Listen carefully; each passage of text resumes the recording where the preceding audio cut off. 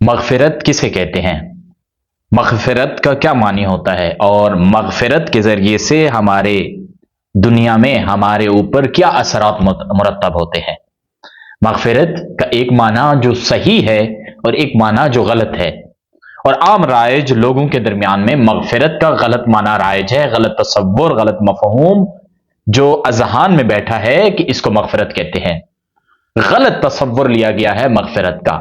در حقیقت قرآن مغفرت کے بارے میں کیا کہتا ہے یہ ہمیں معلوم ہونا چاہیے، تاکہ جب بھی کوئی انسان خدا سے مغفرت طلب کرے تو اسے معلوم ہونا چاہیے کہ مغفرت کس طریقے سے طلب کرنی چاہیے۔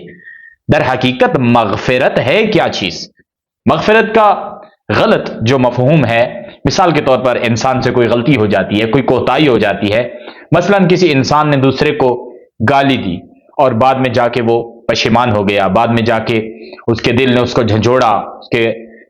آواز آئی ضمیر کی کہ تم نے یہ غلط امر کیا ہے، تم نے غلط کام کیا ہے، تو یہ شخص دوبارہ لوٹتا ہے اس کے پاس اور آ کر کہتا ہے کہ مجھ سے غلطی ہو گئی ہے، مجھے معاف کر دیجئے، اور آگے والا بندہ کہتا ہے کہ میں نے تجھے معاف کیا۔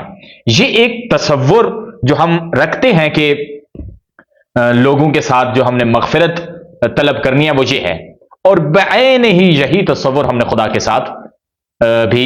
لیا ہوا ہے کہ خدا سے اگر مغفرت طلب کرنی ہے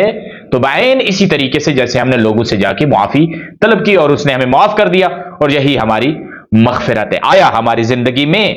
ہمارے اس جسم کے اوپر اس کا کوئی اثر مرتب ہوا یا نہیں ہوا؟ وہ نہیں ہوا۔ یہ معنی، یہ تصور غلط ہے مغفرت کے بارے میں،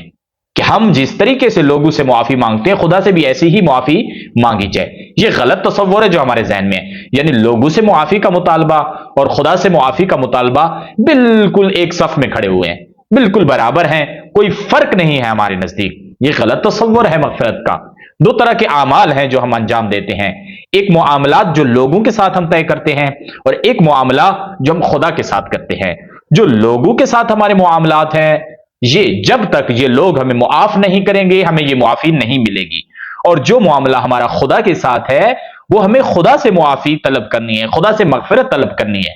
بس لوگوں کے ساتھ معاملہ تو لوگوں کا معاف کرنا ضروری ہے، خدا کے ساتھ معاملہ خدا کے سے مغفرت طلب کرنا ضروری ہو جاتا ہے۔ تو مغفرت کا صحیح معنی اور صحیح مفہوم کیا ہے؟ در حقیقت اللہ تعالیٰ نے ہمیں جب پیدا کیا، ہماری روح کو پیدا کیا، تو ہم کوئی بھی گناہ کرتے ہیں، کوئی بھی غلط فعل انجام دیتے ہیں، تو در حقیقت ایک خلا ہے جو ہمارے جسم میں پیدا ہو جاتا ہے، ایک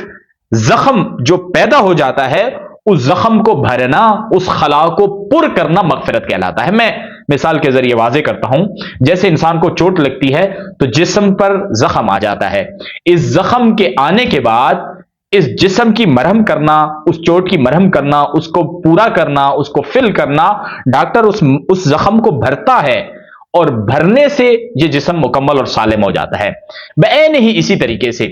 اگر انسان کوئی معصیت کرتا ہے، کوئی گناہ کرتا ہے، تو اس کی روح کے اوپر زخم آ جاتا ہے، اس کی روح کے اوپر چوٹ آ جاتی ہے، اس کی روح کے اندر ایک خلا پیدا ہو جاتا ہے، کیونکہ خدا نے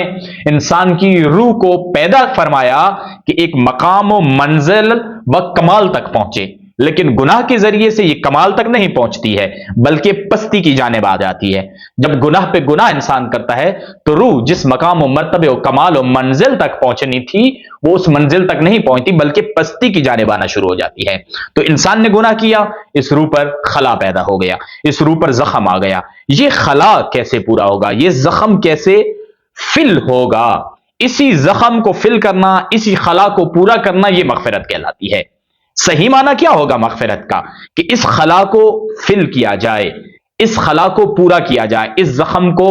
بھرا جائے۔ اب یہاں پہ قرآن نے کچھ شرائط بتا دی ہیں کہ یہ شرائط ہے، ان شرائط کے ساتھ اگر تم اس زخم کو، اس خلا کو جو روح کے اوپر آ گیا ہے، اگر اس خلا کو بھر دو گے تو پھر تمہاری مغفرت قبول ہو جائے گی، پھر تمہیں اسی دنیا میں معلوم ہو جائے گا تمہاری مغفرت ہو گئی ہے۔ انتظار نہیں کرنا پڑے گا کہ مرنے کے بعد آئے ہماری مغفرت ہوگی یا نہیں ہوگی، نہیں، اسی دنیا میں انسان کو معلوم ہو جائے گا کہ میری مغفرت ہو گئی ہے یا نہیں ہوئی ہے۔ ابھی روح ادھر ہی ہے، ابھی جسم کے اندر روح موجود ہے، نکلی نہیں ہے، معلوم ہو جائے گا کہ آیا میری اس دنیا میں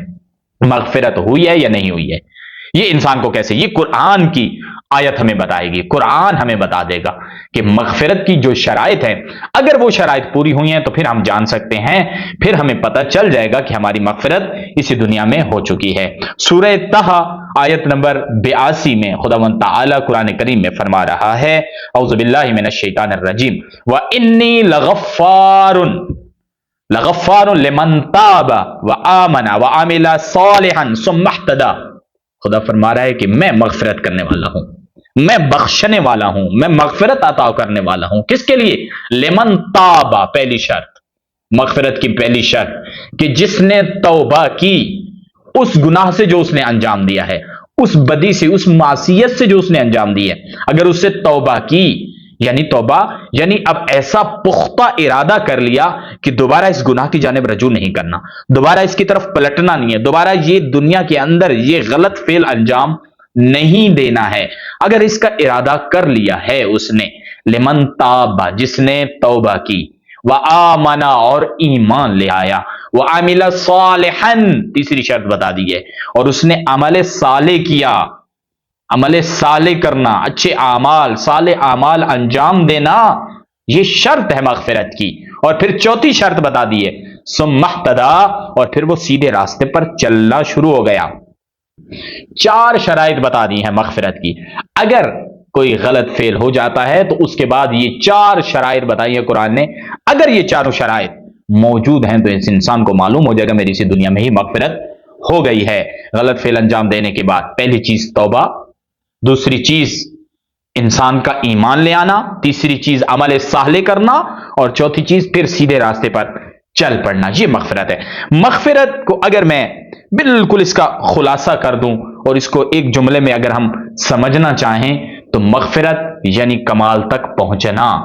مغفرت یعنی انسان ایک مقام کی طرف بڑھنا شروع ہو جائے، اس کو مغفرت کہتے ہیں۔ مثلا مغفرت طلب کی اور کھڑا وہیں ہے، گناہ کیا، مغفرت طلب کی، پھر ادھر ہی کھڑا ہے، کوئی رشد نہیں ہوا، کوئی نشو و نما نہیں ہوئی، کوئی کمال نہیں آیا، کسی منزل تک پہنچنے کی نہ خواہش پیدا ہوئی، نہ اس نے کوئی حرکت کی، کھڑا ادھر ہی ہے، ایک عمل کیا، پھر کہا یا اللہ توبہ مغفرت ہو گئی، کھڑا ادھر ہی ہے، یہ مغفرت قبول نہیں ہے۔ پھر گناہ کیا، پھر مغفرت کی، پھر گناہ کیا، پھر مغفرت کی، یعنی یہ تکرارن اگر ایسا ہوتا ہے تو یہ مغفرت نہیں ہے۔ چاہے کانوں کو پکڑ کے مغفرت طلب کرے، چاہے سجدے میں مغفرت طلب کر لے، چاہے ہاتھ باندھ کے توبہ کر لے، چاہے خدا سے مغفرت طلب کرتا رہے، پھر گناہ کرتا ہے، پھر مغفرت کرتا ہے، پھر گناہ کرتا ہے، پھر چار شرائط جو قرآن نے بتائی کہ توبہ کیجیے، پلٹیے، عمل صالح کیجیے، ایمان لے آئیے، سیدھے راستے پر چلیے، یہ چار شرائط اگر موجود ہیں تو پھر انسان یہ سمجھ سکتا ہے اور یہ جان لیتا ہے کہ اس نے مغفرت حاصل کر لی ہے۔ مغفرت کی شرط جو بتائی ہے کہ انسان کمال تک پہنچتا ہے، انسان تکامل اپنے اندر لے کر آتا ہے، اگر یہ آنا شروع ہو جائے، کمال انسان کے جسم کے اندر، روح کے اندر آنا شروع ہو جائے، تو پھر انسان سمجھ سکتا ہے کہ وہ مغفرت جو اس نے خدا سے طلب کی ہے وہ مغفرت اسے مل چکی ہے، جو اس کی زندگی کو، دنیا کو بھی نجات دے چکی ہے اور آخرت کو بھی نجات دے چکی ہے۔